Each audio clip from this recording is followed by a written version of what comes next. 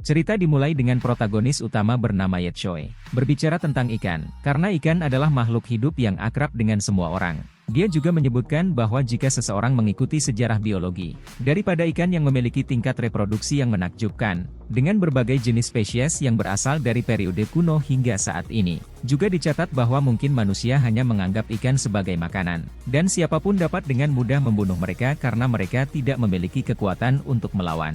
Ye Choi kemudian berbagi bahwa dia secara pribadi pernah mengalami momen yang menakutkan. Mari kita telusuri kisah yang sebenarnya tentang apa yang terjadi dengan Ye Choi. Adegan bergeser ke kota Wuhan pada pukul 17.00 sore hari, di mana kita menemukan protagonis utama Ye Choi. Seorang lulusan baru yang datang ke kota N untuk mencari pekerjaan dan menyewa satu kamar. Sebenarnya, masalahnya adalah ketika memasuki masyarakat. Ia tidak memiliki modal, dan satu-satunya pilihannya adalah menyewa kamar di distrik EUN. Dia juga menyebutkan bahwa orang-orang yang tinggal di sana memiliki latar belakang yang meragukan, dan banyak yang ragu untuk berinteraksi dengan mereka. Jadi, sampai dia menemukan pekerjaan yang sebenarnya, dia hanya bisa menanggung penderitaan dengan menyewa kamar. Suatu malam, hujan turun dengan lebatnya, membuatnya merasa tegang karena keesokan harinya ia harus melakukan wawancara. Dia berharap hujan tidak akan mempengaruhi wawancara. Jadi, meskipun hujan, ia berhasil tertidur.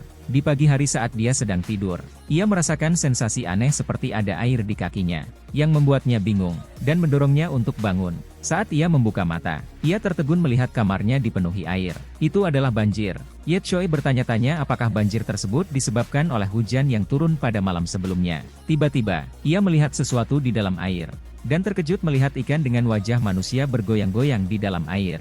Dia bertanya-tanya bagaimana hal ini bisa terjadi. Yang lebih mengejutkannya lagi, ikan muncul dari air dan menyerangnya. Entah bagaimana dia menghindari serangan itu, tetapi dalam prosesnya, ia sendiri jatuh ke dalam air.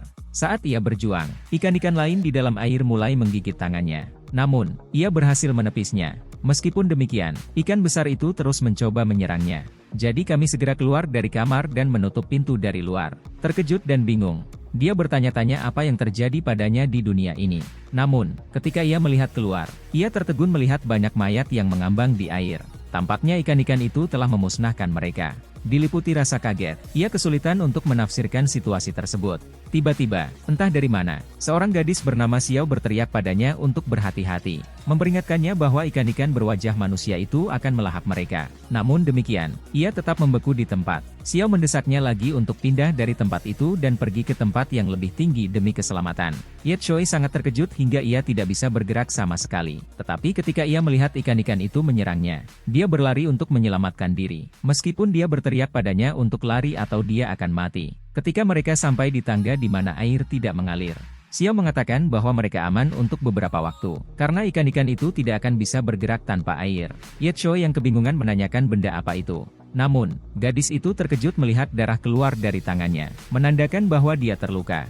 Ye Choi meyakinkan gadis itu untuk tenang, menjelaskan bahwa itu hanya goresan dan tidak ada yang serius. Dia kemudian bertanya lagi tentang bangkai ikan aneh itu dan apa yang terjadi pada mereka. Xiao menjawab bahwa dia tidak yakin karena ketika dia bangun, keadaannya sudah seperti itu. Dia juga menyebutkan bahwa tidak hanya ada banyak kematian, tapi juga ada banyak ikan berwajah manusia di dalam air. Dia kemudian menyarankan mereka untuk pergi ke atap karena semua orang mencari perlindungan di sana. Adegan kemudian bergeser ke atap rumah di mana banyak orang berdiri di setiap atap rumah. Ye Choi terkejut melihat semua orang ada di sana, bahkan orang-orang dari latar belakang yang meragukan. Saat Ye Choi bergerak maju ke arah pagar untuk melihat sekelilingnya, dia tertegun melihat seluruh kota terendam banjir. Setelah beberapa waktu, pejabat pemerintah tiba dengan helikopter dan mengumumkan bahwa kota Wilun berada dalam krisis. Mereka mendesak semua orang untuk bersabar dan menunggu tim penyelamat. Sementara itu, mereka menyarankan untuk tidak menyentuh air dan menutup jendela dengan benar di malam hari sambil menunggu instruksi lebih lanjut.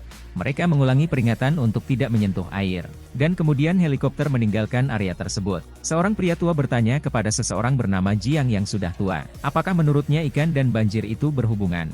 Xiang menjawab bahwa dia tidak yakin, tetapi banyak orang yang meninggal di pagi hari, dan itu mengerikan. Tiba-tiba, seseorang berteriak dan menyuruh mereka untuk bergegas karena ada yang membutuhkan bantuan. Setelah mendengar ini, Ye Choi berlari ke arah pagar dan menemukan seorang anak laki-laki yang tergantung di jendela lantai paling atas di bawah atap. Anak laki-laki itu memohon bantuan mereka untuk menariknya ke atas karena dia tidak bisa bertahan lebih lama lagi. Ye Choi berteriak untuk mencari tali. Saat anak laki-laki itu mulai kehilangan pegangan dan ikan-ikan itu menyerang mereka, dia memohon kepada mereka untuk menyelamatkannya. Pada saat Xiao tiba dan menceritakan bahwa mereka telah menggeledah paman dan kamarnya, tetapi tidak ada tali yang ditemukan. Ye Choi kemudian bertanya kepada anak-anak yang meragukan apakah mereka memiliki tali. Salah satu anak laki-laki yang meragukan menanggapi dengan mengolok-olok anak laki-laki yang bergelantungan di sana, mengatakan bahwa jaraknya sangat dekat sehingga dia bisa memanjatnya sendiri. Mendengar hal ini Ye Choi terkejut dan berteriak kepada mereka untuk menyatakan ketidakpercayaan bahwa orang-orang dalam bahaya dan mereka masih mengolok-oloknya. Tiba-tiba, anak laki-laki yang tergantung itu melolong dan kesakitan, menyebabkan mereka bergegas kembali ke laut. Itu adalah momen yang menakutkan bagi semua orang, karena ikan itu kini memiliki tangan yang memegang kakinya dan menariknya ke dalam air. Anak-anak itu berteriak pada mereka untuk menolong karena monster aneh itu tiba-tiba menumbuhkan tangan. Old John kemudian melepas bajunya dan meminta Ye Choi untuk memberikan bajunya juga. Ye Choi setuju karena menyadari bahwa mereka tidak punya pilihan lain. Jin mengikat kedua kemeja tersebut dan mereka menuangkan air ke atasnya untuk mengencangkan sambungannya. Mereka kemudian menjatuhkannya ke udara, untuk dipegang oleh anak laki-laki itu agar mereka bisa menariknya ke atas. Namun demikian, ketika ia menggerakkan tangannya untuk meraih tali darurat, genggamannya sedikit mengendur. Pada saat itu, ikan tersebut berada di atas angin dan menariknya dengan lebih kuat. Kali ini, anak laki-laki itu juga kehilangan cengkeraman dengan kakinya, dan dia jatuh ke dalam air.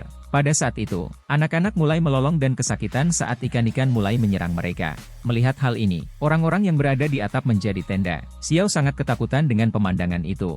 Jiang tua kemudian berbagi keyakinannya bahwa tidak ada keamanan di tempat yang tidak memiliki air. Jadi John meminta semua orang untuk segera kembali ke kamar masing-masing dan menutup semua jendela dan pintu dengan rapat. Semua orang mulai berlarian menuju kamar mereka. Melihat hal ini Ye Choi menyadari bahwa kamarnya sudah ditempati oleh ikan-ikan tersebut. Untungnya, untuk Ye Choi, Jiang memintanya untuk tidak khawatir, karena dia tahu Ye Choi tinggal satu lantai di bawahnya. Jadi Ye Choi bisa tinggal di kamarnya. Jiang juga menyarankan agar Xiao ikut tinggal bersama mereka, karena akan lebih mudah bagi mereka untuk saling menjaga satu sama lain. Xiao setuju dengan saran Jiang. Kemudian mereka turun ke lantai bawah ke kamar James yang lama. Secara tiba-tiba, tiga orang yang tidak saling mengenal satu sama lain. Seorang gadis pekerja serabutan, Xiao, seorang pensiunan veteran tua John, dan protagonis utama Ye Choi, seorang lulusan yang harus bergantung pada satu sama lain selama sisa waktu sampai tim penyelamat tiba. Setelah itu, ketiganya berkumpul dan menata ruangan, menyelidiki persediaan makanan dan bahan-bahan yang mereka miliki. Terlepas dari tantangan yang ada, mereka berhasil melewati malam pertama. Di dalam kamar, Ye Choi meminta Xiao untuk makan sesuatu karena ia tahu bahwa mereka masih harus bertahan dalam situasi seperti ini selama beberapa hari. Namun Xiao menjawab bahwa dia baik-baik saja karena baru saja makan beberapa saat yang lalu. Ye Choi kemudian mengatakan bahwa tidak ada yang menyangka bencana seperti itu akan terjadi. Dia menyebutkan bahwa dia seharusnya pergi ke beberapa wawancara pada hari itu. Dia juga mengungkapkan kekhawatirannya, menyebutkan bahwa mereka bahkan tidak tahu apakah tim penyelamat akan datang atau tidak. Dengan sedih ia menjawab dengan tegas bahwa tidak ada jaringan di ponselnya sehingga ia tidak dapat memberitahu orang tuanya bahwa ia selamat. Jiang juga mengatakan bahwa anehnya mereka belum melihat tim penyelamat, karena sangat tidak biasa, dan keheningan tanpa air terasa menakutkan. Tiba-tiba, mereka mendengar suara-suara aneh ikan dari luar pintu dan panik, bertanya-tanya apa yang ada di luar pintu. Bol Jiang kemudian meminta mereka untuk diam. Setelah itu, John mencoba mendekatkan telinganya ke pintu untuk mendengar suara-suara di seberang sana. Ye Choi bertanya apakah mungkin ikan-ikan yang bermutasi itu sedang menaiki tangga. John menjawab tidak, karena sepertinya suara-suara itu tidak berasal dari lantai atas. Jiang kemudian bercerita bahwa mereka berada di lantai 2. Di lantai 3, ada Jotua dan anak-anak nakal itu. Mengatakan hal ini, tiba-tiba ia mendengar seseorang berteriak untuk menyingkir kepada seseorang. Mendengar hal itu, John menjadi tegang dan mengatakan bahwa itu adalah suara Jotua. Chang berpikir bahwa anak laki-laki berambut kuning itu pasti telah menyebabkan masalah bagi Joe. Dia kemudian mengatakan kepada Ye Choi dan Xiao bahwa dia akan naik dan memeriksa sendiri. Dia bahkan meminta mereka untuk tetap berada di dalam karena dia akan pergi dan segera kembali setelah memeriksanya. Ye Choi bahkan mencoba menghentikan Chang untuk pergi, namun sudah terlambat. Pada saat dia memintanya untuk berhenti, Jin sudah menutup pintu. Xiao kemudian meminta Ye Choi untuk melupakannya karena ini adalah perselisihan antar tetangga. Jadi lebih baik bagi mereka untuk tidak ikut campur. Adegan kemudian bergeser ke 1 jam kemudian. Kami berdua, Xiao dan Ye Choi, sedang menunggu John kembali. Ye Choi menunjukkan keprihatinannya. bertanya-tanya bahwa sudah cukup lama tetapi Tuan John belum kembali. Xiao menyarankan agar masalah ini diselesaikan dan John tua berbicara dengan Old Joe. Ye Choi kemudian berdiri dan mengatakan bahwa dia merasa ada yang tidak beres. Jadi dia akan naik dan memeriksanya. Dia juga memintanya untuk tetap tinggal karena dia akan kembali lagi nanti. Xiao bertanya kepadanya apakah mereka bisa pergi bersama dan melihat apa yang terjadi. Namun, Ye Choi memintanya untuk tidak pergi karena tidak perlu. Karena bagaimana jika mereka bertemu dengan ikan-ikan bermutasi yang bisa meninggalkan air? Mendengar hal ini Xiao memintanya untuk tidak meremehkan para gadis itu karena mungkin saat dia dalam bahaya. Siapa yang tahu siapa yang menyelamatkan siapa? Ia kemudian mulai mempersiapkan diri dengan mengambil sebuah tongkat dan menempelkan penggaris dan pisau padanya untuk menjadikannya senjata pengaman. Setelah bersiap, dia memberikan tongkat tersebut kepada Ye Choi dan memintanya untuk memegangnya dengan benar. Meskipun sederhana, namun seharusnya tidak menjadi masalah apabila digunakan untuk pertahanan diri. Melihat hal ini, Ye Choi pun merasa terkesan. Kemudian mereka berdua perlahan-lahan membuka pintu gerbang dan pergi keluar dengan membawa obor untuk melihat apa yang terjadi. Tetapi ketika mereka keluar, ada keheningan yang mendalam di tangga. Ye Choi kemudian mengatakan kesunyian yang menyeramkan di lorong tangga membuatnya takut ketika dia ingat bahwa ada ikan yang bermutasi di bawahnya. Ye Choi kemudian kembali memintanya untuk mengikutinya dan memperhatikan langkahnya dengan cermat. Perlahan-lahan mereka bergerak maju menuju lantai di atasnya. Dan setelah melangkah lebih jauh, Ye Choi menemukan sebuah pisau tentara Swiss di tangga. Xiao bertanya dengan bingung apa yang dia temukan. Dan dia menjawab bahwa melihat pisau tentara tergeletak di sekitarnya. Dia menjadi bingung karena dia tidak tahu itu pisau siapa. Jadi dia meminta Xiao untuk menyimpannya karena mereka mungkin akan menggunakannya nanti. Tiba-tiba, ia tertegun dan mengatakan bahwa ia juga melihat sesuatu di dinding. Ketika ia memfokuskan diri pada tempat itu dengan senter, mereka terkejut melihat ada darah di dinding. Ye Choi kemudian bertanya-tanya dari mana asalnya dan bertanya kepada Xiao apakah dia pernah melihatnya. Dia menjawab bahwa dia tidak tahu, karena dia sibuk mengatur beberapa barang. Dia kemudian bertanya apakah mungkin itu adalah luka-luka dari orang tersebut selama perkelahian di atas. Saat mereka bergerak maju, mereka melihat lebih banyak darah di lantai tangga. Melihat hal ini, Ye Choi mengatakan bahwa ia berpikir bahwa itu pasti bukan dari orang yang terluka. Xiao kemudian mengambil sedikit darah pada pisau dan melihatnya dengan seksama. Ye Choi kemudian mengatakan bahwa dia pikir situasinya mencurigakan. Master John membutuhkan waktu yang lama dan tidak kembali dan sekarang ada jejak darah. Dia kemudian dengan tegang meminta Xiao untuk bergegas naik karena dia merasa ada sesuatu yang terjadi. Dan ikan-ikan yang bermutasi itu pasti menyergap orang-orang. Jadi, Tuan John bisa saja berada dalam bahaya. Tapi Xiao memegang tangannya dan memintanya untuk tenang dan tidak cemas saat dia mengamati situasi. Dan itu pasti berbeda dari apa yang dia pikirkan. Dia kemudian mengatakan bahwa dia pikir darah itu disemprotkan ke tangga dengan sengaja. Karena jika memang ada orang yang terluka maka seharusnya ada jejak darah di sekitarnya. Dan bahkan sangat dekat dengan kamar mereka. Namun mereka tidak pernah mendengar teriakan minta tolong. Tiba-tiba, jenis beast baru muncul di pemandangan di belakang mereka. Ye Choi bertanya lagi bahwa sudah terlambat. Jadi, siapa yang akan menyemprotkan darah di tangga? Xiao menjawab bahwa bisa jadi anak nakal kuning itu sedang melampiaskan kekesalannya karena telah melakukan hal-hal menjijikkan sebelumnya. Dia juga mengatakan bahwa dia pikir anak laki-laki berandal kuning itu menjatuhkan pisaunya di sana. Ye Choi menjawab bahwa dia tidak peduli dengan gangster itu, mungkin seperti yang dia katakan. Ye Choi kemudian bertanya apakah mereka sebaiknya naik ke atas dan mencari guru Jiang. Saat ia menaiki lebih banyak anak tangga, ia merasakan sesuatu yang licin di batas tangga. Ketika dia melihat dengan obor, itu adalah air liur seseorang. Tetapi, ia menganggapnya sebagai air dan bertanya-tanya, dari mana asalnya? Sepertinya air itu berasal dari pengeboran di bagian atas yang mengalir ke bawah. Tiba-tiba, Ye Choi menyadari bahwa ada sesuatu di puncak tangga. Ketika ia meletakkan obor ke arahnya, mereka tercengang melihat bahwa itu adalah versi ikan yang lebih bermutasi, dengan 2 kaki dan 4 tangan. Menyaksikan Ye Choi yang tegang saat ikan yang bermutasi itu meninggalkan air dan naik ke daratan. Namun tetap saja, ikan-ikan itu tidak menyerang mereka yang membuat semua orang bingung. Anehnya, ikan-ikan itu sama sekali tidak menunjukkan agresi terhadap mereka. Untuk menyelidikinya, ia menggunakan tongkatnya untuk memindahkan ikan tersebut. Saat tongkat menyentuh kumis ikan yang telah bermutasi, itu beraksi dan menerjang ke arah mereka. Mereka takut dengan serangan yang tiba-tiba, tetapi tetap menggunakan tongkat untuk mempertahankan diri. Yang mengejutkan mereka, ikan itu menggunakan tangannya untuk berjalan di darat. Ia bahkan menggunakan tongkat itu sebagai senjata, menyerang balik dengan kekuatan yang mengejutkan. Ye Choi hampir terjatuh ke tanah oleh kekuatan serangan itu. Tetapi Shell berhasil meraih tangannya tepat pada waktunya sehingga ia tidak terjatuh. Setelah diselamatkan, dia terbaring di tangga. Namun, tak lama kemudian ikan-ikan itu semakin mendekat, membuka mulutnya seolah-olah hendak memakannya. Sebelum dia bisa menyerang, Xiao menyerang ikan itu dengan tongkat yang membuatnya terbang di udara dengan kekuatan pukulannya. Kerang Xiao bertanya kepada Ye Choi apakah dia baik-baik saja atau apakah dia terluka. Ye Choi menanggapi dengan tegas dan dengan bercanda mengatakan bahwa orang yang menyelamatkan siapa itu bercampur aduk. Dengan mengambil tongkatnya, Ye Choi pergi untuk menyerang ikan tersebut. Namun dalam waktu singkat, ikan itu menjauh dari tempatnya dan mulai berlari. Saat ikan menghindari serangannya, Ye Choi meleset dan mulai berteriak agar ikan menunggu dan tidak bersembunyi. Tanpa menghiraukan peringatan tersebut, ia mulai mengejar ikan tersebut. Tapi Xiao mendesaknya untuk berhenti, memperingatkan bahwa mereka tidak tahu apakah ada lebih banyak ikan yang bermutasi dalam perjalanan. Ye Choi mendesak Xiao untuk bergegas dan menyarankan mereka naik ke lantai atas untuk menemukan guru Jiang yang merasakan sesuatu telah terjadi padanya. Mereka berlari menuju lantai 3. Dan saat mereka masuk, mereka terkejut melihat ikan bermutasi yang lebih besar dan lebih mengancam menunggu mereka. Kali ini mereka seperti bertemu dengan seekor ikan seukuran kuda atau gajah dengan ekor, kaki, dan tangan yang panjang.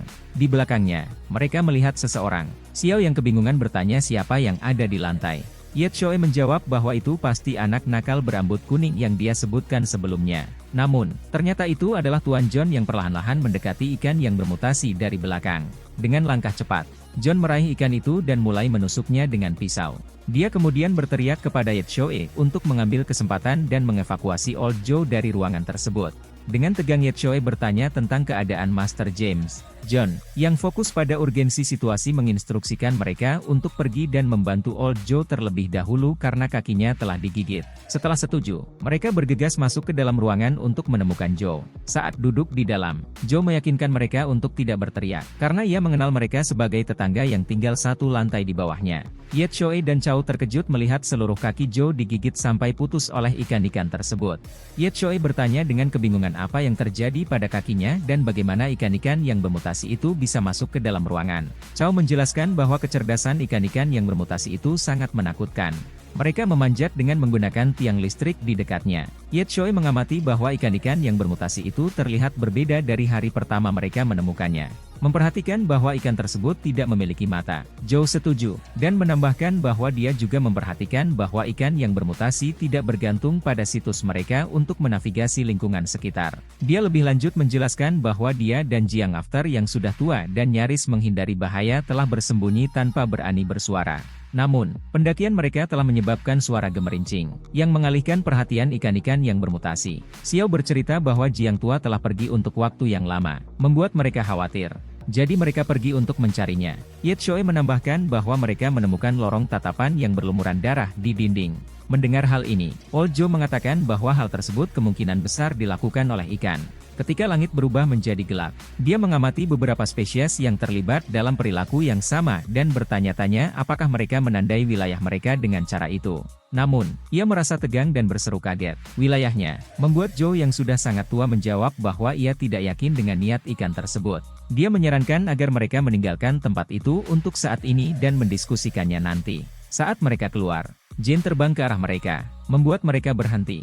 Jiang menceritakan bahwa meskipun tidak tahu dari mana ikan-ikan yang bermutasi itu berasal, mereka tetap berniat untuk menyerang dan memakannya. Ikan yang telah bermutasi itu meraung dan menerjang ke arah John sekali lagi. Namun John melawan dengan menggunakan meja yang rusak sebagai senjata darurat. Namun, ikan yang bermutasi itu terbukti sangat kuat dan Jiang berjuang keras untuk melawannya. Old Joe menginstruksikan Xiao dan Ye Choi untuk menunggu sementara dia mengalihkan perhatian ikan yang bermutasi. Dia mendesak mereka untuk fokus membawa Jiang tua bersama mereka, menekankan bahwa mereka tidak perlu mempertaruhkan nyawa mereka untuk menyelamatkan seorang pria tua yang lumpuh seperti dirinya. Ye Choi merespons Joe yang mendesaknya untuk tidak menyerah karena mereka tidak akan meninggalkannya. Lebih lanjut, dia menunjukkan bahwa hanya dengan mengurung ikan-ikan yang telah bermutasi tidak akan memberikan rasa aman bagi mereka. Saat Ye Choi mencari-cari di bajunya untuk mencari sesuatu yang bisa digunakan sebagai senjata, dia tidak menemukan sesuatu yang berguna sama sekali. Dia juga memperhatikan bahwa pisau yang mereka miliki sebelumnya masih bersarang di kepala ikan yang telah bermutasi.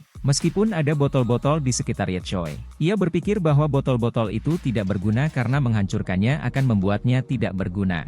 Hanya dengan satu pukulan saja, ikan yang bermutasi itu bisa mati. Meminta bantuan. Xiao menemukan sesuatu dan memintanya untuk melihatnya. Kayu yang digunakan untuk mengikat pisau dengan ujung yang tajam itulah yang bisa berfungsi sebagai senjata. Dia menyarankan bahwa meskipun mungkin tidak menembus kulit, namun bisa jadi efektif menyerang melalui mulut dan menembus otak ikan. Ye Choi menyukai ide tersebut. Jadi dia mengambil tongkat kayu dan bertanya bagaimana cara merawat Old Joe. Sementara itu, Jin terus bertarung melawan ikan-ikan yang bermutasi. Tetapi ia mulai goyah menghadapi kekuatan ikan yang luar biasa. Ketika John mendapati dirinya tidak berdaya, ikan tersebut berusaha menyerangnya. Tapi untungnya Ye Choi tiba tepat pada waktunya dan menyodorkan tongkatnya ke dalam mulut ikan yang telah bermutasi. Namun demikian, ikan-ikan ini memegang erat tongkatnya. Sekarang, baik Jiang dan Ye Choi bekerja sama, mendorong dengan sekuat tenaga untuk mendorong tongkat lebih jauh ke dalam. Bahkan dengan kekuatan gabungan Ye Choi dan Jiang, mereka berjuang untuk mengatasi ikan yang bermutasi. Tiba-tiba, ikan-ikan itu mulai mendorong mereka kembali. Mendorong Xiao untuk bergabung dan membantu Anda mengunyah. Sementara Old Joe memberikan dukungannya kepada Jiang. Dengan usaha gabungan mereka berhasil mengalahkan monster tersebut. Setelah itu, mereka bernapas lega, tetapi rasa bahaya tetap ada. Ye Choi bertanya-tanya dengan keras dari mana monster ikan yang bermutasi itu berasal. Jiang berspekulasi bahwa itu mungkin terkait dengan banjir kota karena mereka belum mendengar berita lain yang dapat menjelaskan kemunculannya. Jiang tua kemudian menginstruksikan Ye Choi untuk merapikan persediaan medis, mengumpulkan lebih banyak alkohol dan perban. Dia juga mengarahkan Shell untuk membawa semua botol air dan barang habis pakai dari lemari di dalam ruangan. Saat mereka berdua memulai tugas masing-masing, Ye Choi bertanya kepada Old Joe tentang apa yang terjadi di tangga tadi. Joe menjelaskan bahwa dia merasa bosan. Jadi dia memutuskan untuk menonton opera Tiongkok di ponselnya. Namun, kedua bola lendir itu tidak dapat mentolerirnya. Jadi mereka memutuskan untuk berkelahi dengannya. Ketika mereka sedang berkelahi, monster yang bermutasi menerobos masuk melalui jendela dan menyergap mereka. Jiang berspekulasi bahwa suara tersebut mungkin telah menarik perhatian monster tersebut karena monster itu mungkin menggunakan ekolokasi untuk bergerak. Saat mereka mengumpulkan semuanya, tiba-tiba salah satu anak nakal bernama Mark tiba dan melihat monster yang sudah mati bertanya dengan heran apakah mereka benar-benar berhasil mengalahkannya. Mark kemudian mencari temannya sambil meneriakkan namanya. Ketika dia melihat tubuh temannya yang sudah tidak bernyawa, dia tertegun. Mark berteriak, menyalahkan Old Joe atas kejadian itu, mengklaim bahwa keputusannya untuk mendengarkan opera yang jelek telah menarik perhatian ikan monster itu. Dia juga berteriak kepada John dan menuduhnya sengaja tidak menyimpan dagu karena perseteruan mereka di masa lalu. Mendengar hal ini John berdiri dan meninju wajah Mark sambil berteriak padanya untuk berhenti. Dia kemudian bertanya kepada Mark di mana dia berada saat monster itu menyerang. Apakah dia begitu berani? Selama perkelahian itu, Mark menjawab Xiao yang bertanya apakah ada yang salah dengan hanya ingin tetap hidup. Sang tua dengan marah meneriaki Mark, menekankan bahwa tidak peduli seberapa besar dendam yang mereka miliki. Jika Mark ingin hidup, harus ada rasa saling menghormati dan tidak membuat masalah. Dia melepaskan kerah Mark dan memerintahkannya untuk pergi ke kamarnya sendiri, mengumpulkan semua barang yang masih bisa digunakan, lalu kembali lagi. Ye Choi kemudian mulai merefleksikan situasi mereka saat ini, dan menyatakan bahwa hal ini di luar dugaan mereka karena siapapun bisa berakhir di dalam perut ikan yang telah bermutasi. Dalam sekejap, dia menekankan bahwa yang bisa mereka lakukan adalah bekerja sama satu sama lain, bahkan jika pihak lain adalah seseorang yang tidak mereka sukai. Dia menceritakan bahwa setelah itu, mereka memblokir tangga di bawah untuk mencegah ikan yang bermutasi naik dan dibarikade dari mana-mana. Setelah menempatkan Old Joe yang terluka di tempat tidur dan menyelesaikan semua tugas yang diperlukan. Saat itu sudah tengah malam. Kebanyakan orang tertidur dan mencoba untuk melupakan kejadian dengan ikan yang bermutasi tersebut. Adegan kemudian bergeser keesokan paginya di mana semua orang masih tertidur. Tiba-tiba, Ye Choi mendengar suara percikan air seakan-akan ada orang yang berenang di dalam air. Saat ia membuka jendela untuk melihatnya, ia terpana melihat segerombolan ikan yang berenang di dalam air di bawahnya. Sama seperti Ye Choi, orang lain dari gedung seberang memperhatikan mereka. Tetapi tiba-tiba karena alasan yang tidak diketahui, orang itu membuka jendela. Saat dibuka, semua gerombolan ikan bergerak ke arahnya dan memanjat ke dalam gedung. Setelah itu, anak laki-laki itu melolong kesakitan. Melihat hal ini Ye Choi menjadi ketakutan dan menutup tirai dan ketakutan. Perubahan yang tiba-tiba dan Ye Choi berekspresi Mei Jong tegang sehingga dia bertanya kepada Ye Choi apa yang telah terjadi. Ye Choi menjawab memintanya untuk diam. Jadi Jin berlari ke arah jendela untuk melihat. Dan ketika dia melihat, dia juga merasa takut. Jiang kemudian meminta untuk mengunyah mencari selotip untuk menutup jendela. Pelan-pelan, mereka menutup jendela dengan selotip agar ikan-ikan itu tidak bisa masuk. Jiang kemudian berbagi dengan semua orang bahwa ikan-ikan yang bermutasi telah menyergap orang-orang yang selamat di gedung seberang demi keselamatan mereka. Dia meminta mereka untuk tidak mendekati jendela. Jiang bertanya kepada Xiao tentang pengaturan ransum yang menanyakan tentang persediaan makanan. Xiao menjawab bahwa dikombinasikan dengan persediaan makanan dari Old Joe dan Mark, mereka memiliki cukup makanan untuk 10 hari. Namun, masalah terbesarnya adalah air bersih karena mereka tidak memiliki cukup air.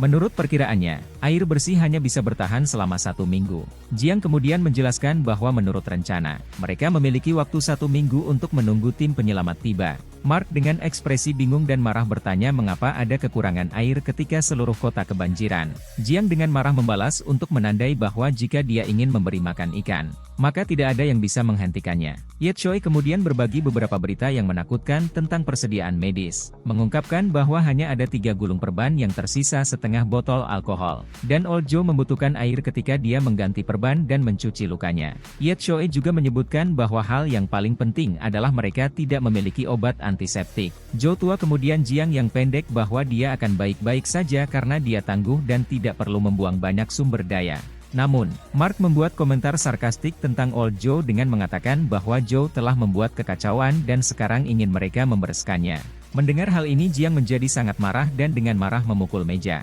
Dia bertanya kepada Mark apakah dia sudah muak dengan omong kosongnya. Memperingatkan dia bahwa jika dia terus mengoceh, dia berani percaya bahwa dia akan diusir dari ruangan. Dengan marah, Mark bertanya apakah dia telah mengatakan sesuatu yang salah, menunjukkan bahwa tidak ada cukup makanan dan air untuk mereka. Dia mempertanyakan mengapa mereka perlu mempertimbangkan untuk pergi ketika mereka berada dalam kondisi yang relatif aman.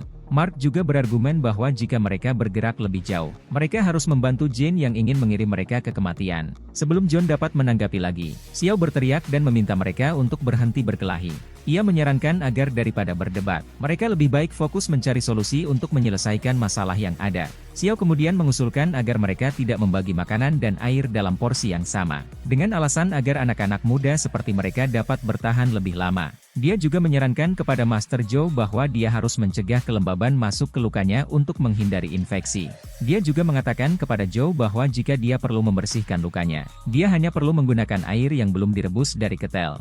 Joe tua menjawab bahwa dia tidak memiliki masalah dengan hal itu, karena dia tidak akan membebani mereka semua. Xiao kemudian berbagi dengan semua orang bahwa mereka perlu meminimalkan aktivitas yang membutuhkan banyak gerakan untuk mengurangi keringat dan kehilangan air.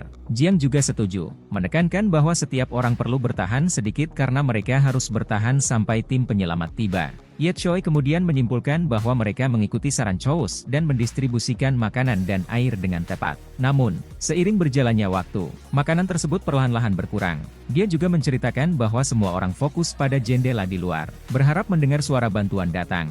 Namun, di jendela, hanya terdengar tangisan menyedihkan dari para korban yang selamat. Hingga hari ke-6, tidak ada suara, bahkan tidak ada teriakan atau tangisan yang datang dari jendela. Adegan kemudian bergeser ke 6 hari kemudian, di mana Old Joe berada dalam kondisi yang buruk terbaring di tempat tidur. Ye Choi bertanya kepada John tentang kondisi Old Joe. John menjawab bahwa kondisi Joe tidak terlihat baik karena lukanya mengalami infeksi dan demamnya belum mereda. Jin kemudian bertanya kepada Xiao berapa banyak makanan dan air yang tersisa. Dengan sedih ia menjawab bahwa masih ada makanan yang tersisa, tetapi air hanya bisa bertahan sampai hari berikutnya. Pada saat itu, Ye Choi mengambil botol minumnya dan menyadari bahwa air yang tersisa tinggal sedikit. Dia meraih untuk meminumnya tapi entah mengapa dia berhenti. Ye Choi kemudian menawarkan air kepada Xiao dan menyarankannya untuk minum dalam gelas dan dia belum minum seharian. Xiao menjawab dengan tidak bersikeras tidak perlu baginya untuk minum air, dan lebih baik mereka menyimpannya untuk Old Joe. Tiba-tiba John mendengar sesuatu dan meminta mereka berdua untuk berhenti berbicara.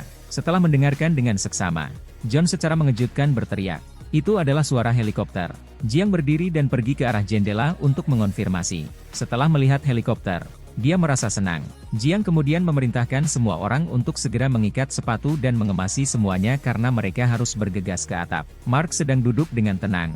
Melihat hal ini Jiang berteriak padanya dan memintanya untuk membantunya berkemas. Jiang kemudian meminta Ye Choi untuk ikut bersamanya karena mereka akan membantu Joe bersama-sama. Jadi mereka masuk ke dalam ruangan untuk membawa Old Joe. Pada saat itu di luar Xiao sedang berkemas. Namun Mark mendorongnya dan berlari ke arah luar ruangan untuk mencapai atap sendirian.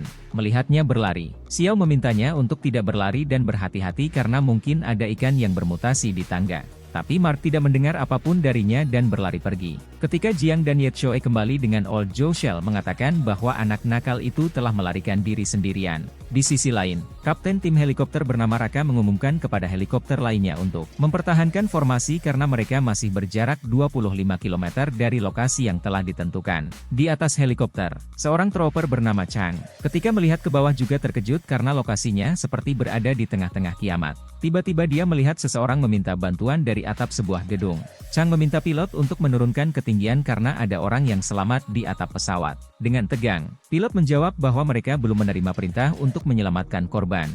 Chang bersikeras bahwa helikopter masih bisa mengangkut lebih banyak orang lagi. Jadi mereka harus membawa orang yang selamat terlebih dahulu. Dengan enggan, mereka menurunkan helikopter, dan Mark berlari ke arahnya. Dengan bantuan tentara, ia berhasil masuk ke dalam. Chang bertanya apakah masih ada orang lain di dalam apartemen karena jika tidak ada, mereka harus segera pergi. Mendengar hal ini Mark menjadi tegang dan menjawab bahwa tidak ada yang tertinggal. Dan dia adalah satu-satunya yang selamat sehingga mereka harus segera pergi. Jadi Chang meminta pilot untuk segera meningkatkan ketinggian dan mengikuti pasukan. Pada saat itu, yang lain juga tiba di atap. Dan Ye Choi berteriak agar mereka berhenti dan tidak pergi karena mereka masih di sana. Mendengar ini, ketika Chang melihat ke bawah, dia terkejut melihat mereka. Yang lebih mengejutkannya lagi, ia menemukan Hang yang menguasai di antara mereka. Chang kemudian dengan marah bertanya kepada Mark mengapa dia baru saja mengatakan tidak ada yang tersisa. Mark menjadi tegang dan menjawab bahwa dia tidak tahu tentang mereka karena dia tidak mengenal mereka. Tiba-tiba, mereka menerima perintah bahwa misi mereka adalah prioritas utama, sehingga kapten meminta mereka untuk kembali ke formasi. Pilot juga meminta Chang untuk berpikir karena mereka harus melanjutkan pekerjaannya. Chang masih mengkhawatirkan guru Jiang, jadi dia mengambil tas perbekalannya terhadap Jiang dan yang lainnya. Melihat hal ini, pasukan lain terkejut dan bertanya apa yang telah dilakukan Chang karena itu adalah persediaan tentara mereka. Chang menjawab bahwa dia melemparkan kembali persediaan tersebut karena akan membantu Jiang dan yang lainnya untuk bertahan hidup beberapa hari lagi. Di sisi lain, melihat tas perbekalan, Ye Choi berteriak bahwa mereka tidak menginginkan apapun. Mereka hanya perlu diselamatkan, jadi mereka harus dibawa dengan helikopter. Kepada John dan kejutan lainnya, semua helikopter bergerak maju. Di dalam helikopter, seorang pasukan bertanya kepada Chang apakah dia mengenal orang-orang yang berdiri di atap. Chang menjawab dengan katanya, menjelaskan bahwa orang yang menggendong korban yang terluka adalah mantan instrukturnya. Dia melanjutkan pembicaraannya dengan menjelaskan bahwa saat dia berada di pasukan khusus, dia mengenal instruktur Jiang dan mereka menjalani kehidupan tentara bersama selama 3 tahun. Setengah tahun yang lalu ketika dia dikirim ke area pusat, dia melihat instruktur Jen untuk terakhir kalinya karena Jiang sudah pensiun saat itu. Chang kemudian mengakui bahwa ia tidak menyangka akan bertemu kembali dengan Tuan Jiang.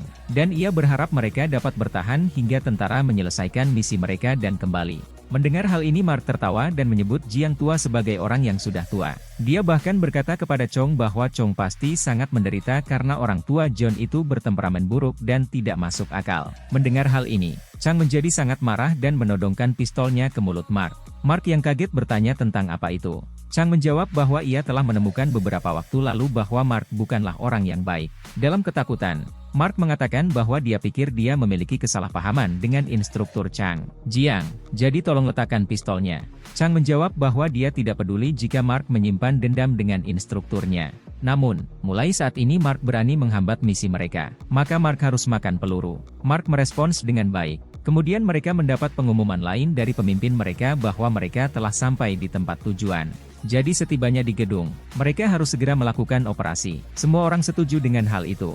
Setelah beberapa menit, sebuah helikopter bernama Alpha 3 memberitahukan bahwa mereka telah menemukan segerombolan besar ikan yang telah bermutasi. Sehingga mereka segera melepaskan tembakan untuk menghabisi mereka. Perlahan-lahan, semua orang mengakui perintah mereka dan mulai menembaki ikan-ikan yang bermutasi untuk memusnahkannya. Dari suara peluru, Mark ketakutan dan menutup telinganya. Setelah beberapa menit ketika sekelilingnya hening, ia membuka telinga dan matanya. Pada saat itu, Chang memberitahukan kepada helikopter lain bahwa itu adalah Alpha 8 yang berbicara dan mereka berada di rute yang siap untuk beraksi. Melihat helikopter mendarat di atap dan pasukan yang keluar dari sana, semakin membingungkan karena Chang seolah-olah mereka tidak berada di rumah aman. Chang menanggapi dengan permintaan maaf, mengakui bahwa dia lupa mengatakan kepadanya bahwa misi mereka bukan untuk menyelamatkan para penyintas. Mereka memiliki misi khusus dan menjemputnya adalah panggilannya. Chang kemudian berlari keluar helikopter bersama orang lain yang memberitahu Mark bahwa sejak saat itu, dia harus mengurus dirinya sendiri. Adegan kemudian bergeser ke arah John dan yang lainnya, di mana John sangat marah dan berteriak-teriak dan frustrasi. Jin mengutuk Mark sebagai seorang pengecut, bertanya-tanya bagaimana seseorang dapat membalas kebaikan dengan kejahatan dan meninggalkan rekannya. Mempertanyakan bagaimana orang seperti itu dapat dianggap sebagai seorang pria. Dia bahkan meneriaki pemerintah atas kebohongan terang-terangan bahwa penyelamatan sedang dalam perjalanan. Melihat Tuan Jiang begitu tegang, Xiao berbagi keyakinannya bahwa tentara harus memprioritaskan misi mereka terlebih dahulu, dan mereka sedang terburu-buru, tidak punya waktu untuk membawa mereka ke kapal. Ye Choi juga setuju dengan Shell yang berpikir bahwa bantuan penyelamatan berada di belakang dan tentara telah memberi mereka persediaan. Ye Choi kemudian bertanya mengapa mereka memberi mereka perbekalan jika mereka tidak ingin mereka bertahan selama beberapa hari lagi. Jiang meminta maaf kepada semua orang karena kehilangan ketenangannya. Xiao bercerita bahwa dia tahu Tuan Jiang pasti lelah, jadi dia harus beristirahat sejenak dan dia akan mengatur barang-barangnya. Tapi tetap saja, John sangat sedih. Jadi Choi memintanya untuk tidak bersedih karena menurutnya apa yang dikatakan Xiao masuk akal. Jing kemudian menjawab bahwa dia akan jujur karena dalam situasi saat ini, tidak ada peluang untuk diselamatkan. Mendengar hal ini Choi dengan kaget bertanya mengapa. Jiang kemudian menceritakan bahwa dia mengenali nomor helikopter tersebut. Helikopter itu berasal dari pangkalan di kota, yang berarti bahwa bencana itu tidak hanya menimpa satu kota, tetapi juga kota-kota yang berada di dekat laut. Dan pada saat seperti ini, mereka yang harus diselamatkan adalah para kepala honcho, dan mereka hanya warga sipil.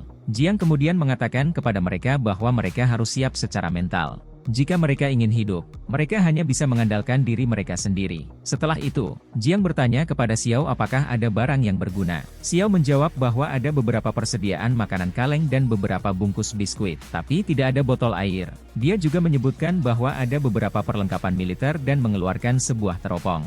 Sementara Ye Choi melihat ke arah teropong, Xiao berteriak kaget dan mengeluarkan pistol, meminta mereka untuk melihatnya. Xiao kemudian meminta Jiang untuk melihat pistol tersebut. Setelah memeriksanya dengan cermat, Jiang mengatakan bahwa itu adalah pistol Beretta 92. Jiang berpikir bahwa mungkin ada lebih banyak barang. Jadi dia meminta Xiao untuk memberikan tas itu kepadanya karena dia ingin melihat apa lagi yang bisa digunakan. Setelah memeriksa, mereka menemukan banyak hal di dalamnya. Setelah itu, Jiang berbagi bahwa mereka memiliki banyak hal untuk pertahanan diri sekarang. Tetapi masalahnya adalah mereka kekurangan air, makanan, dan persediaan medis. Xiao juga mengatakan bahwa mereka hanya memiliki 2 botol air.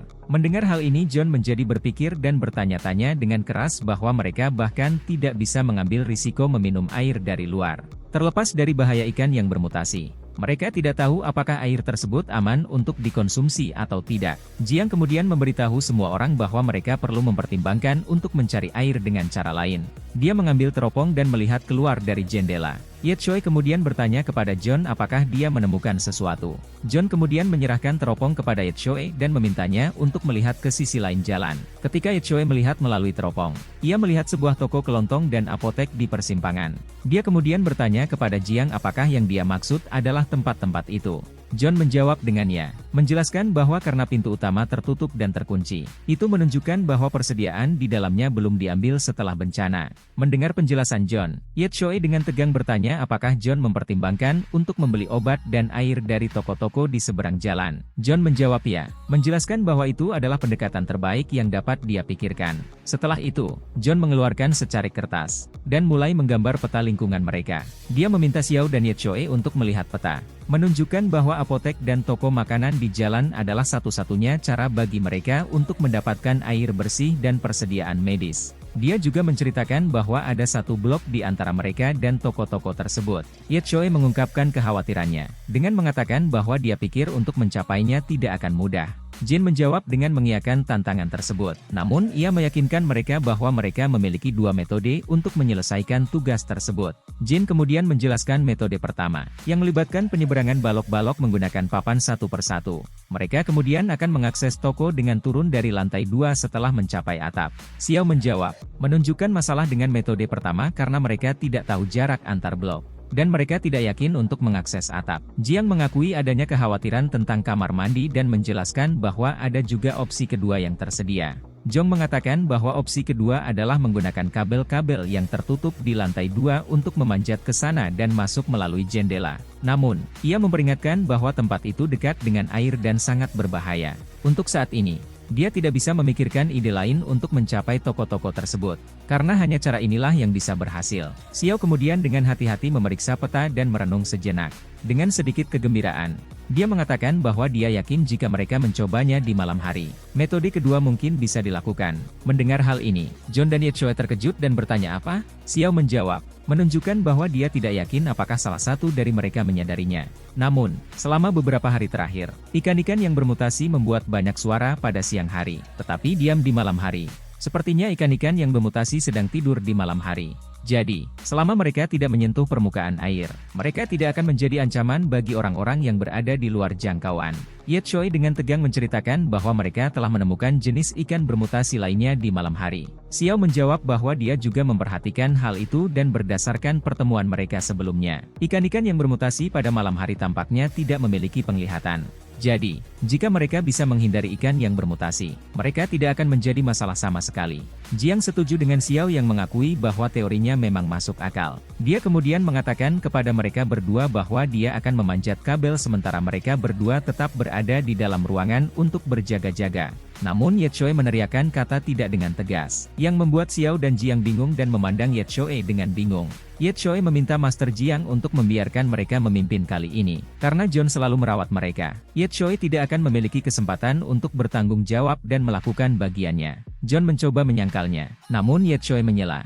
Selain itu, memanjat kabel-kabel itu akan membutuhkan seseorang yang ringan. Mendengar hal ini, Xiao juga setuju dengan Ye Choi yang mengakui bahwa berat badan memang merupakan faktor krusial yang mereka abaikan. Jiang kemudian berpikir sejenak dan akhirnya setuju untuk melanjutkan seperti yang mereka berdua minta. Adegan kemudian bergeser ke malam hari, di mana Ye Choi sedang bersiap-siap dengan perlengkapannya. Setelah bersiap-siap, dia memberitahu semua orang bahwa sudah waktunya untuk pergi. Dia membawa tali yang diikatkan padanya dan John menyampaikan kepada Ye Choi bahwa jika dia mengalami masalah, dia harus segera menarik tali tersebut dan John akan segera membantunya.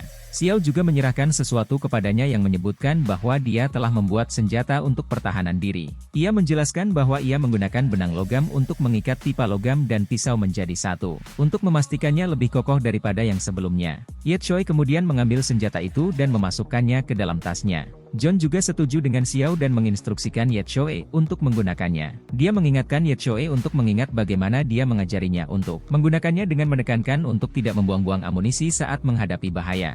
Ye Choi menjawab dengan oke dan meminta mereka untuk berhati-hati. Dia meyakinkan mereka bahwa dia akan segera kembali setelah mendapatkan air dan obat-obatan. Jadi setelah itu, John perlahan-lahan menurunkan Ye Choi ke arah kabel. Untuk twist, orang lain berada di kota mengamati Ye Choi melalui teropong. Setelah melihat hasil pemotretan, seorang gadis bercerita kepada pasangannya bahwa ia tidak menyangka ada yang selamat. Namun, dia berkomentar bahwa mereka yang selamat itu lebih menakutkan daripada ikan yang bermutasi. Setelah mendarat dengan aman pada kabel, namun, Yoshihiro menghela napas lega. John juga menanyakan apakah kabel-kabelnya kokoh. Namun, Yohanes meyakinkannya bahwa kabel-kabel tersebut baik-baik saja karena dapat menahan berat badannya sehingga John dapat melepaskan talinya sekarang. Setelah mendarat, ia berdiri dan mengamati rute yang dilaluinya. Menyadari bahwa ia harus menyeberangi permukaan air, ia memutuskan untuk melangkah perlahan-lahan dengan mengambil langkah demi langkah. Ye Choi bergerak maju perlahan tapi pasti. Pada suatu ketika, sebuah kawat pengunci putus, menyebabkan dia hampir jatuh ke dalam air karena cengkeramannya yang longgar. Namun demikian, ia berhasil menahan diri pada kawat tepat pada saat potongan yang putus jatuh ke dalam air. Mengagetkan Jiang dan Mandi saat mereka mencuci sepatu. Situasi genting. Bahkan Ye Choi menghela napas lega setelah lolos dari bahaya. Namun, kelegaannya hanya bertahan sebentar ketika dia mendengar suara air yang mengalir deras, menyebabkan rasa takut mencengkeramnya saat dia bertanya-tanya apakah itu ikan yang bermutasi. Kecurigaannya terbukti benar ketika ikan yang bermutasi muncul dari air, melompat ke arahnya dalam sebuah serangan. Menyaksikan pemandangan itu, semua orang menjadi tegang, tidak yakin tindakan apa yang harus diambil. Yang mengejutkan mereka, ikan yang bermutasi tidak bisa mencapai ketinggian kabel, dan mundur kembali ke dalam air. Dengan menghela napas lega, karena nyaris lolos dari ancaman besar, Ye Choi kembali bergerak maju. Ketika ia bergerak lebih jauh, ia menemukan sesuatu yang membuatnya tertegun. Sementara itu, John bercerita kepada Xiao bahwa ia tidak dapat melihat kemajuan Ye Choi lagi, dan berspekulasi bahwa Ye Choi seharusnya sudah mencapai blok ketiga. Namun, Xiao mendesak John untuk melihat sekali lagi, sambil menunjukkan bahwa Ye Choi melambaikan senter ke arah mereka. Melihat hal ini, John bertanya-tanya apakah Ye Choi akan berada dalam masalah sekali lagi. Mengintip melalui teropong, dipotong. Ia mengamati bahwa kawat telah dipotong dengan panjang tertentu, sehingga mencegah Ye Choi mencapai blok ketiga. Setelah mengamati lebih dekat, John menyadari bahwa hal ini hanya bisa dilakukan oleh manusia. Membuatnya bertanya-tanya dan terkejut jika ada lebih banyak orang yang selamat di dekatnya. John menceritakan kepada Shell bahwa situasinya telah menjadi sangat rumit, mendorong mereka untuk memberi isyarat kepada Ye Choi untuk kembali. Xiao memberi isyarat kepada Ye Choi untuk kembali dan Ye Choi setuju dengan menyebutkan bahwa dia akan mencoba kembali melalui atap. Saat Ye Choi berjalan kembali dengan perlahan, ia melirik ke dalam jendela dan terkejut dengan apa yang dilihatnya di dalam. Namun, keterkejutannya berubah menjadi rasa penasaran saat ia melihat sebuah botol air dengan keran di dalam gedung. Xiao mendesak John untuk memperhatikan sinyal Ye Choi. Melalui teropong, John mengamati bahwa Ye Choi menunjukkan keinginannya untuk masuk ke gedung tengah. John berspekulasi apakah Ye Choi telah menemukan sesuatu yang berguna saat dia memasuki ruangan. Sementara itu, Ye Choi masuk ke dalam kamar melalui jendela, menemukannya kosong. Tanpa ragu, ia mendekati toples berisi air itu, dan mengisi botol airnya dengan menggunakan keran. Saat Ye Choi mengisi botol air minumnya, sebuah suara dari dalam lemari menarik perhatiannya. Karena penasaran, ia membuka lemari untuk menyelidikinya. Namun, rasa penasarannya berubah menjadi rasa takut dan kaget ketika ia menemukan sebuah kandang yang di dalamnya terdapat ikan hasil tangkapan yang telah bermutasi. Dikejutkan dengan penemuan ikan yang bermutasi secara tiba-tiba di dalam kandang. Namun, secara naluriah Yoshihiro mundur selangkah. Yang lebih mengherankan lagi, ia merasakan sesuatu yang tidak biasa di bawah kakinya. Melihat ke bawah, ia tertegun saat menemukan tubuh seorang wanita yang sudah tidak bernyawa. Entah dari mana, seorang pria botak bernama Henry muncul dan meyakinkan Ye Choi untuk tidak khawatir. Menjelaskan bahwa wanita itu telah melanggar aturannya dan telah mati selama beberapa hari. Ia mengaku membuangnya, tetapi secara aneh ia menyebutkan bahwa menggunakan daging dari wanita yang telah mati itu untuk memberi umpan pada ikan-ikan yang bermutasi memberinya kesenangan. Mendengar hal ini Ye Choi terkejut sekaligus kaget. Bertanya kepada Henry apakah dia benar-benar membuang wanita itu. Henry membenarkan, menjelaskan bahwa wanita itu telah memanjat kabel dari kamar sebelah dan meminta air secara gratis. Menolak untuk menukarnya dengan barang lain. Wanita itu memohon tanpa henti, mengklaim bahwa putrinya sangat membutuhkan air. Ye Choi sangat terkejut saat mengetahui bahwa wanita itu hanya membutuhkan air untuk putrinya dan tindakan Henry mengejutkannya. Henry menanggapi, mengakui bahwa ia merasa kasihan pada putri wanita tersebut, namun tetap menganggap situasi ini tidak menguntungkan. Kata-kata Henry membuat Ye Choi merinding saat ia membandingkan orang-orang yang mengambil sesuatu tanpa membayar dengan ikan yang bermutasi. Tiba-tiba, Henry mencengkeram leher si Isu dengan erat, menuduhnya ingin mencuri air seperti wanita itu. Dia menyatakan bahwa Ye Choi harus mati, karena dia akan membuang Ye Choi sendiri. Ye Choi dengan cepat menghindari serangan Henry dengan meraih tangannya, mendesaknya untuk tenang dan menekankan perlunya kerja sama untuk bertahan dalam situasi seperti itu. Namun, tanggapan Henry sangat meresahkan. Dia tertawa dan menuntut Ye Choi untuk menyerahkan semua yang dimilikinya, menjanjikan kematian tanpa rasa sakit dan kembali. Ye Choi melakukan perlawanan sengit, menggunakan tongkat sebagai senjata untuk melawan Henry. Henry terkejut melihat Ye Choi bersenjata. Terlepas dari perjuangan mereka, Henry mengomentari kelincahan dan kecepatan Ye Choi yang menunjukkan bahwa dia telah makan dalam beberapa hari terakhir. Sikap Henry berubah menjadi salah satu sikap puas, menganggap menyapu bersih Ye Choi sebagai hasil yang menguntungkan. Dalam ketergesa-gesaannya, Ye Choi melancarkan serangan ke arah Henry. Namun Henry mengelak sambil tersenyum, yakin akan kemampuannya untuk mengalahkan Ye Choi. Namun, takdir mengintervensi saat ikan yang bermutasi itu mencengkeram tangan Henry. Kali ini, menariknya ke arah dirinya sendiri, dan menggigit tangannya dengan kejam. Jeritan kesakitan Henry menggema di ruangan itu, saat dia memohon bantuan Ye Choi. Ye Choi dengan cepat mengambil pistol dan mengerahkannya ke ikan yang telah bermutasi. Henry, yang terkejut melihat pistol itu, mendesak Ye Choi untuk menembak ikan itu tanpa ragu-ragu. Teriakan Henry semakin menjadi-jadi saat ia memohon kepada Ye Choi untuk menembakkan pistolnya dan tidak membiarkannya mati. Meskipun situasi sangat mendesak, Ye Choi ragu-ragu, gemetar ketakutan. Suara Henry kembali terdengar menuntut untuk mengetahui apa yang sedang ditunggu Ye Choi. Mempertanyakan apakah dia ingin Henry digigit sampai mati oleh ikan yang telah bermutasi. Hinaan Henry sangat menusuk saat dia mencap Ye Choi sebagai bajingan. Menuduhnya telah meninggalkan orang untuk mati dan menyesal tidak membuangnya lebih awal. Kewalahan oleh kata-kata Henry dan intensitas situasi, kesadaran Ye Choi pun hilang. Dalam keadaan linglung, ia menembakkan pistol tanpa membidik, menyerah pada kekacauan saat itu. Setelah mendengar suara tembakan, Jiang dan Sawar dipenuhi dengan rasa takut. Jiang yang tegang karena khawatir, memerintahkan Xiao untuk menjaga dirinya sendiri dan Zhou. Saat ia bergegas mencari Ye Choi, dengan menggunakan tali, Jiang turun dengan cepat ke kabel. Sementara itu, di dekat Ye Choi terlihat jelas bahwa Henry telah dibuang. Ye Choi terkejut dan bertanya-tanya, bagaimana bisa terjadi seperti itu? Karena dia hanya ingin menyelamatkan Henry. Tiba-tiba ia mendengar suara yang datang dari jendela. Tanpa pikir panjang, dia mengarahkan pistol ke arahnya. Tapi kali ini Jang yang meminta Anda untuk tenang. John kemudian bertanya kepada Ye Choi tentang apa yang terjadi beberapa saat yang lalu. Mengapa dia menembak dan di rumah? Sambil bertanya, John memperhatikan sekelilingnya dan dengan tegang bertanya apa yang terjadi dengan mereka. Ye Choi dengan sedih menjawab bahwa dia ingin mengambil air ketika dia diserang oleh Henry dan Henry bahkan menyerang wanita yang tergeletak di lantai. Ye Choi juga menjelaskan bahwa selama perkelahian, Henry digigit oleh ikan yang bermutasi di dalam kandang. Jadi dia ingin menggunakan pistol untuk menembak ikan tersebut dan menyelamatkan Henry. Namun, entah bagaimana, ia akhirnya memotret Henry, bukan ikannya. Jang menanggapi Ye Choi yang mengatakan kepadanya untuk tidak tegang karena itu bukan kesalahannya. Sifat sesat Henry yang telah tumbuh selama krisis itulah yang menjadi penyebabnya. Jiang kemudian mendesak Ye Choi untuk tidak menyalahkan dirinya sendiri. Karena ini bukan waktunya. Mereka harus memeriksa ruangan untuk mencari apa saja yang bisa mereka gunakan. Jadi mereka perlahan-lahan masuk lebih jauh ke dalam ruangan yang berdekatan untuk mencari persediaan. Sementara itu, ikan-ikan yang bermutasi, melihat mereka menjauh dari ruangan, mengambil kesempatan itu dan perlahan-lahan mengambil kunci sangkar dari saku Henry. Di dalam kamar, Ye Choi menemukan beberapa ransum di dalam lemari, dan makanan ringan dalam karton. Dia mengatakan kepada John bahwa dia telah menemukan ransum dan barang-barang belanjaan.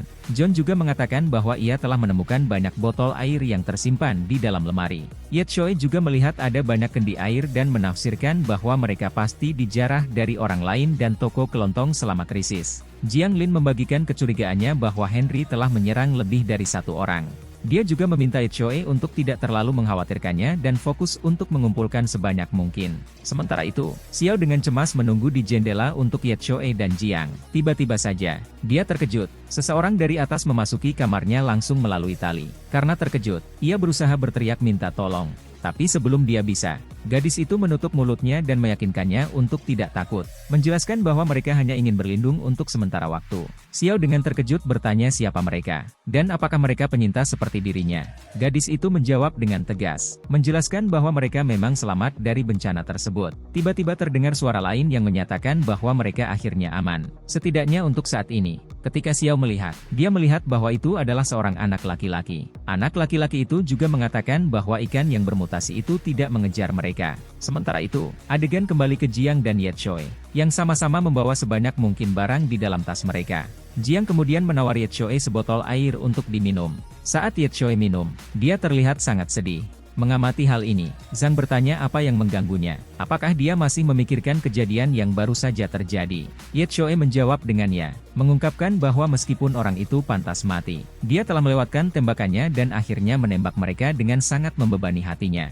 Jiang kemudian bercerita kepada Ye Choi bahwa dia mengingatkannya pada seorang prajurit yang ingin dia latih. Jiang kemudian mulai bercerita tentang seseorang bernama Chang. Chang adalah seorang prajurit baru di pasukan khusus yang berjuang selama pelatihan dan hingga misi pertamanya, ketika dia menghabisi musuh untuk pertama kalinya.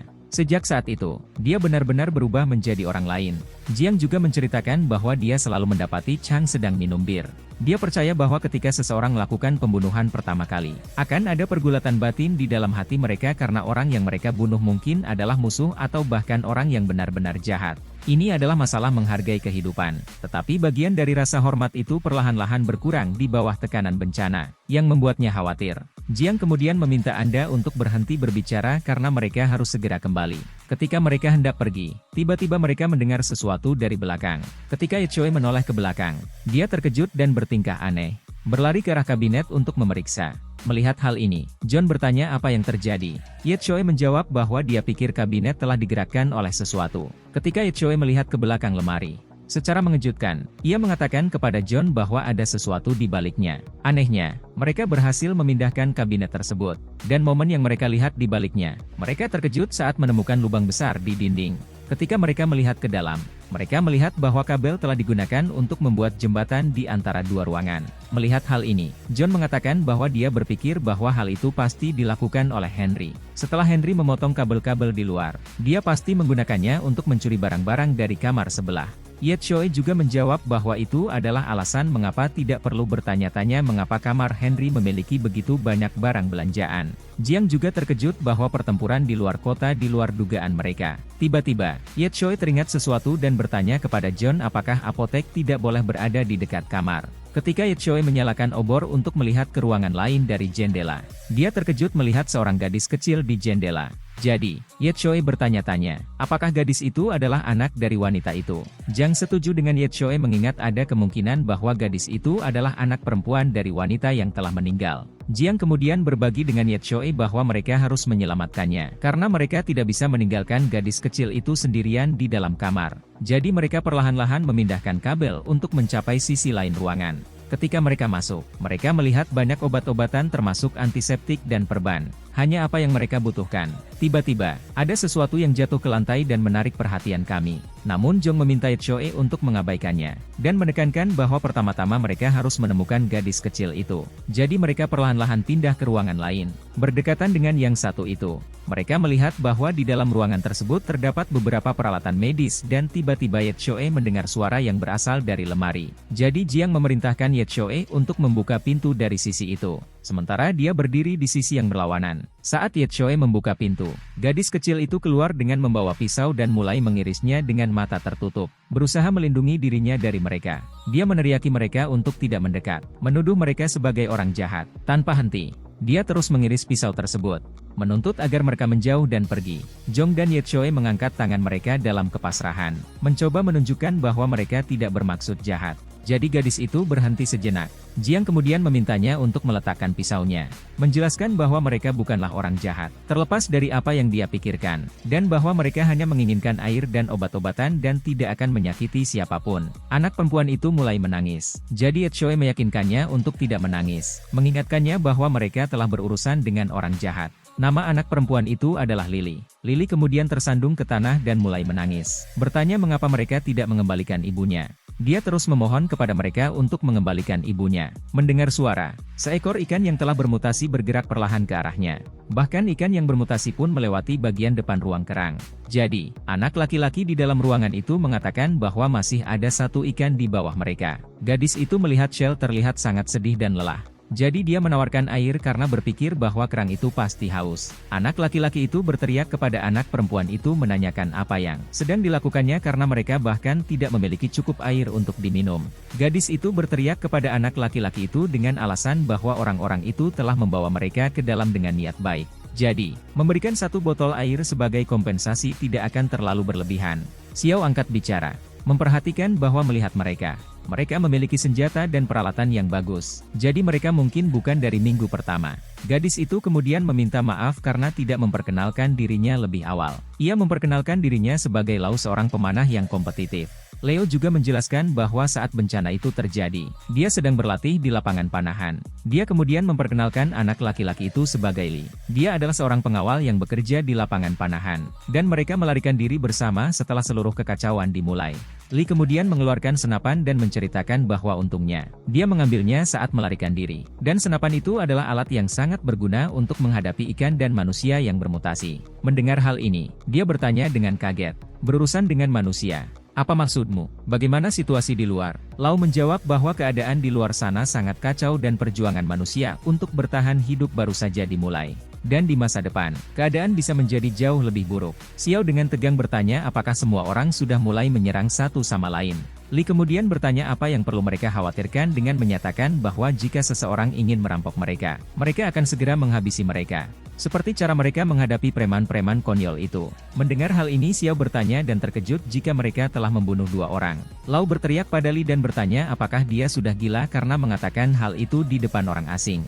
Li berpendapat bahwa tidak ada yang salah dan mengatakan bahwa karena kedua perampok itu selalu mengambil keuntungan darinya dan membiarkan mereka mati hanyalah makanan penutup. Lau melihat bahwa Xiao menjadi tegang dan gelisah. Jadi dia memintanya untuk tidak khawatir, meyakinkannya bahwa itu adalah untuk membela diri, dan mereka tidak menyerang orang yang tidak bersalah. Li juga setuju dengan mengatakan bahwa apa yang dikatakan oleh saudari Lau adalah benar. Tetapi dalam situasi seperti itu, mereka tidak perlu berunding dengan orang yang tidak masuk akal. Satu-satunya hal yang dapat mereka lakukan adalah menggunakan segala sesuatu yang tersedia untuk melindungi diri mereka sendiri. Mendengar hal ini, Xiao merasa takut dan bahkan meminta untuk membela diri. Mengapa mereka harus menyakiti orang lain? Lou meminta agar tidak salah paham karena mereka tidak punya pilihan. Melihat hal ini, Li meminta Lua untuk menahan nafas karena ia tidak perlu menjelaskan kepada Xiao. Karena Xiao akan mengalaminya sendiri di masa depan. Dia juga mengatakan kepada Xiao untuk tidak terlalu memperhatikan mereka. Karena begitu monster luar pergi, mereka juga akan pergi dan menuju ke tempat tujuan. Dia berharap mereka semua akan bertemu lagi tanpa menjadi musuh. Sontak, Li terkejut dan bertanya, apa yang harus mereka lakukan terhadap monster yang masuk ke dalam blok farmasi? Mendengar hal ini, Xiao terkejut dan dengan tegang meneriakkan nama Ye Choi dan Jiang Tua. Lu terkejut mendengar Xiao dan bertanya apakah kedua rekannya berada di dalam blok farmasi. Xiao menjawab dengan ya dan bertanya bagaimana Anda mengetahuinya. Leo kemudian berdiri dan mengambil busur di tangannya. Melihat hal ini, Xiao dengan tegang bertanya kepada Leah apa yang sedang terjadi. Lou kemudian bertanya kepada Li apakah dia pikir mereka pergi ke apotek karena Xiao dan teman-temannya membutuhkannya. Li menjawab ya karena ada kemungkinan besar karena salah satu rekan Xiao terluka. Tetapi mereka akan membutuhkannya jika mereka mencari perlindungan di supermarket. Lou menyatakan bahwa ia tidak ingin bentrokan terjadi lagi. Xiao merasa tegang dan tidak tahu harus berbuat apa. Adegan kemudian bergeser ke sisi lain dan blok farmasi. Tempat masuknya ikan-ikan yang bermutasi yang tidak bisa melihat. Ikan lain yang bermutasi yang mampu berenang dan melihat juga bergerak. Bahkan ikan yang bermutasi lebih besar memakan ikan bermutasi yang bisa melihat. Sementara itu, di ruangan lain, Lily makan dengan tergesa-gesa. Terlihat seperti belum makan apa-apa sampai sekarang. Jadi Jiang memintanya untuk makan dengan perlahan dan bahkan menawarinya sebotol air. Jadi Lily mengambil botol air dan mulai meminumnya dengan tergesa-gesa. Melihat hal ini, Jiang mengatakan bahwa ia berpikir bahwa anak itu pasti sangat kelaparan. Dia kemudian mengatakan kepada Ye Choi bahwa selagi gadis itu stabil secara emosional, untuk mengambil kesempatan untuk menyelesaikan semua hal medis. Jadi Ye Choi berkeliling dan melihat ada banyak botol kosong di atas meja. Dia memutuskan untuk mencari alkohol dan perban. Tiba-tiba dia melihat sebuah lemari dan membukanya, tetapi masih berisi semua barang bekas. Untungnya bagi Ye Choi, ia menemukan kotak pertolongan pertama di bagian bawah kabinet. Ketika ia membukanya, ia sangat senang melihat begitu banyak barang yang bisa digunakan. Dia juga menemukan sebuah buku harian di dalam tas. Sementara itu, di sisi lain, John bertanya kepada Lily apa yang telah terjadi dalam beberapa hari terakhir dan di mana semua orang berada. Tapi Lily tidak merespon. So Jong mengatakan kepadanya bahwa dia tahu Lily sedang merasa sedih, tetapi memintanya untuk mempercayai mereka karena mereka bukan orang jahat. Mereka hanya membutuhkan obat darurat dan air. Itulah sebabnya mereka datang. Tiba-tiba Ye Choi meminta Pak Jiang untuk melihat kabinet. John berdiri dan bertanya kepada Ye Choi apa yang dia temukan. Ye Choi meminta John untuk melihat buku harian tersebut. Ketika John melihat ke dalam, dia menemukan petunjuk tentang cara menggunakan kotak P3K. Ye Choi mengatakan bahwa itu benar karena mereka membutuhkan seluruh isi tas tersebut.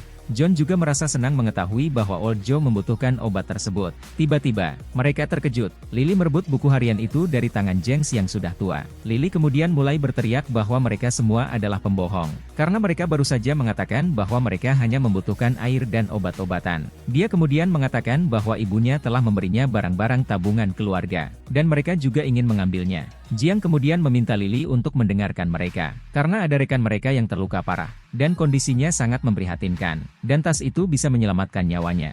Namun Lily menjadi sangat frustrasi dengan mereka dan berteriak bahwa itu semua bohong. Jadi dia tidak mau memberikan tas itu kepada mereka. Jiang kemudian meminta maaf, menjelaskan bahwa mereka benar-benar membutuhkan tas tersebut, dan perlahan-lahan mulai bergerak ke arahnya untuk merebut tas tersebut.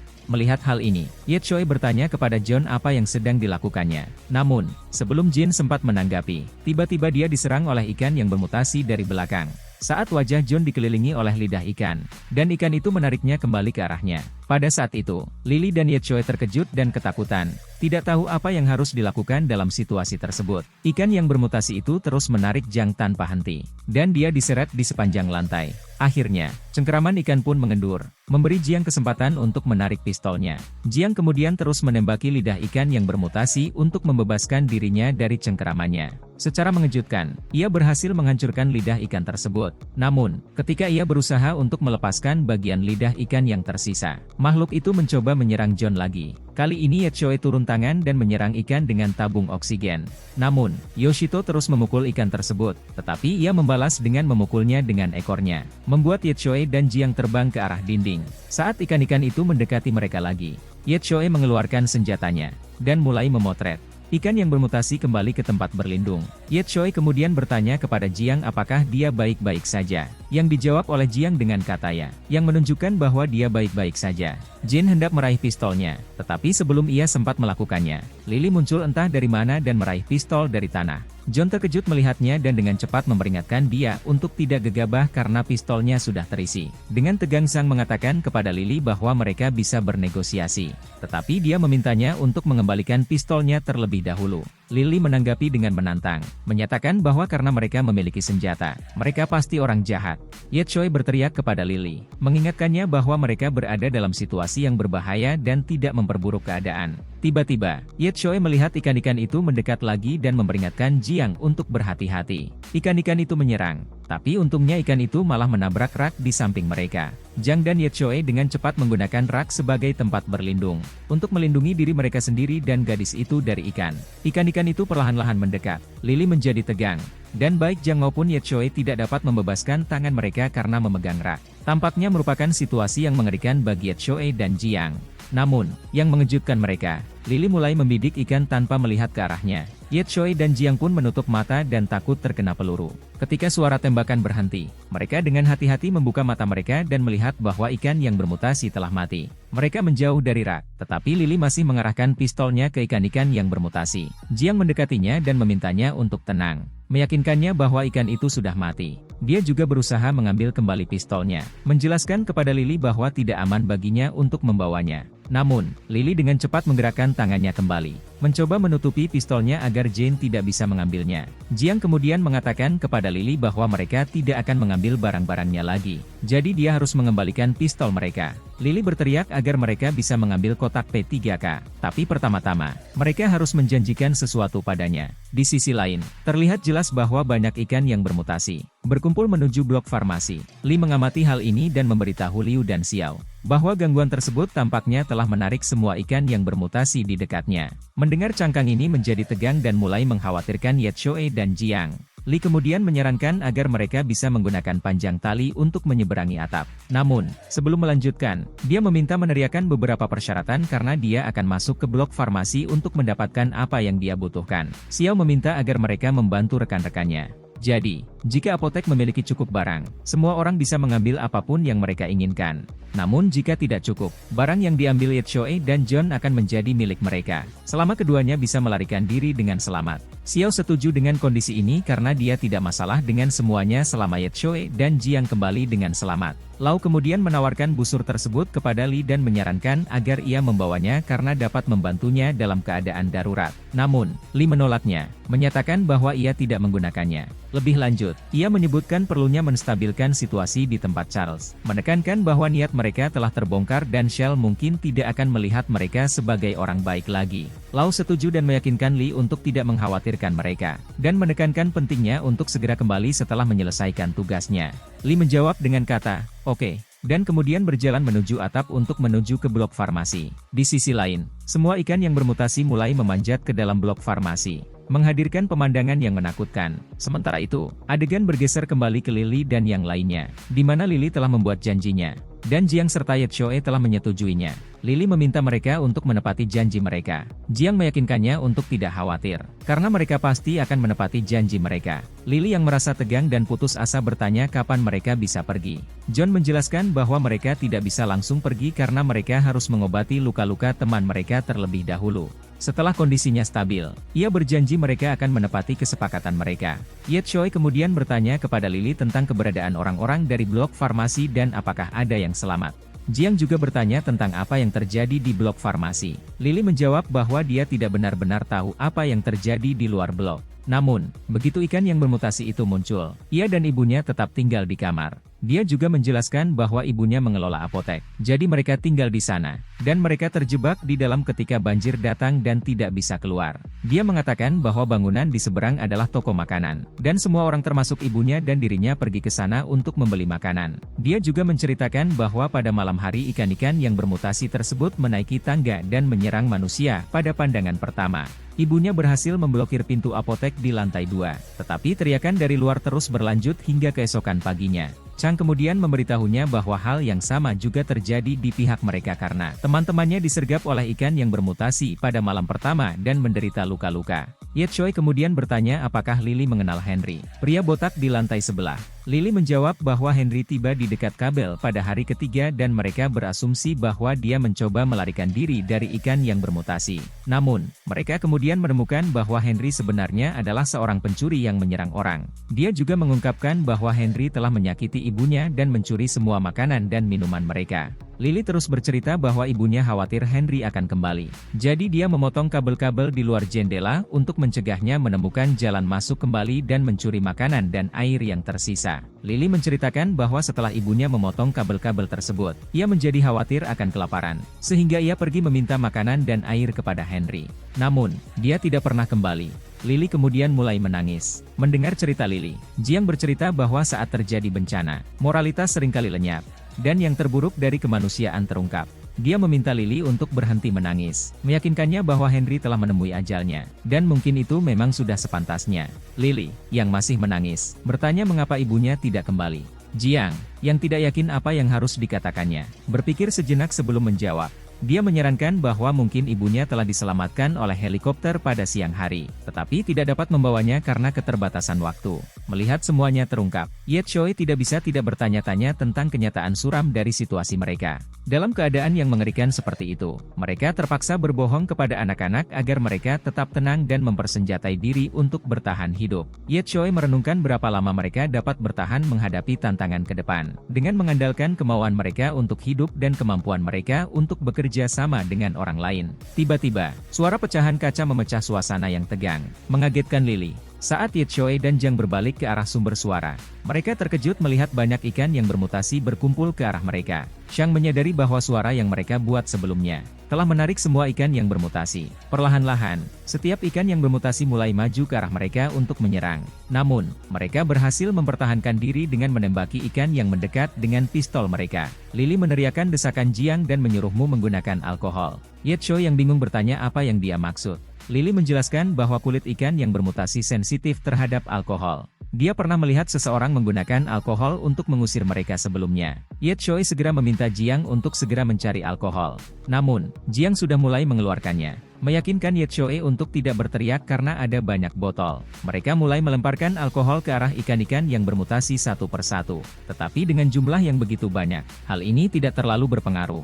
Menyadari bahwa ada terlalu banyak ikan yang bermutasi dan tidak cukup alkohol untuk mencegah mereka, Jiang menginstruksikan Ye Choi untuk berhenti membuang-buang peluru dan menyarankan mereka untuk lari. Jiang dan Lily mulai melepas barikade yang mereka tempatkan di seberang pintu untuk menguncinya. Namun, ketika John membuka pintu, dia melihat sesuatu yang mengejutkannya. Sebenarnya Jiang terkejut melihat Ye Choi dikejar-kejar oleh ikan-ikan yang bermutasi. Namun entah bagaimana Ye Choi berhasil menghindari mereka dan keluar dari ruangan. Dia dengan cepat memblokir pintu dengan semua yang bisa dia temukan. Jiang berteriak kepada Ye Choi mendesaknya untuk menuju ke tangga karena ini adalah kesempatan mereka untuk melarikan diri ke atap dan membuat rencana. Ikan-ikan yang bermutasi itu terus-menerus berusaha keluar dari ruangan. Lily dan yang lainnya mulai berlari menuju atap. Yang mengejutkan mereka, seekor ikan yang telah bermutasi muncul dari atas dan menyerang Lily. Dalam sebuah langkah naluriah untuk melindunginya, John masuk di antara mereka dengan mempertaruhkan dirinya sendiri. Selama perjuangan, tangan John digigit oleh ikan yang bermutasi, tetapi dia berhasil mengalahkannya dan memastikan Lily selamat. Darah mengalir dari tangan John, menyebabkan Lily menjadi ketakutan.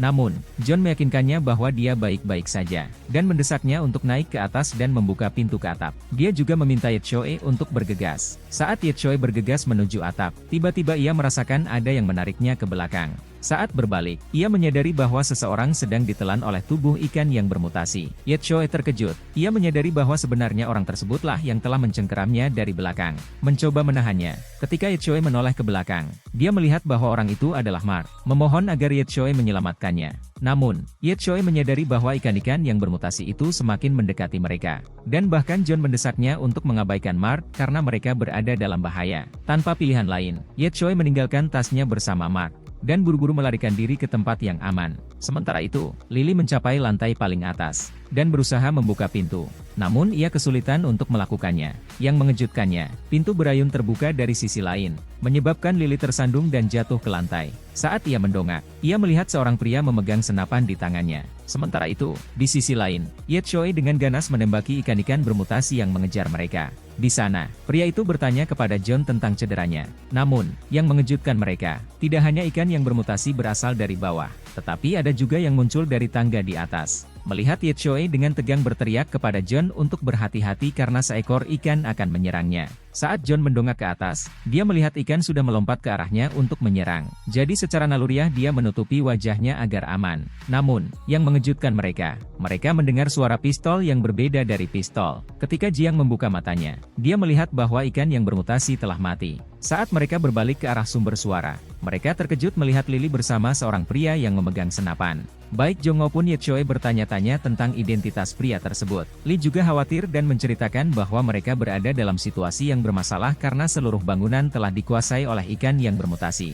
Sekarang, mereka menghadapi tantangan untuk mencari tahu bagaimana cara melanjutkan dengan orang asing. Di tengah-tengah mereka dan ketidakpastian tentang jumlah ikan yang bermutasi di dalam gedung, mereka perlu menyusun rencana untuk mengatasi situasi tersebut.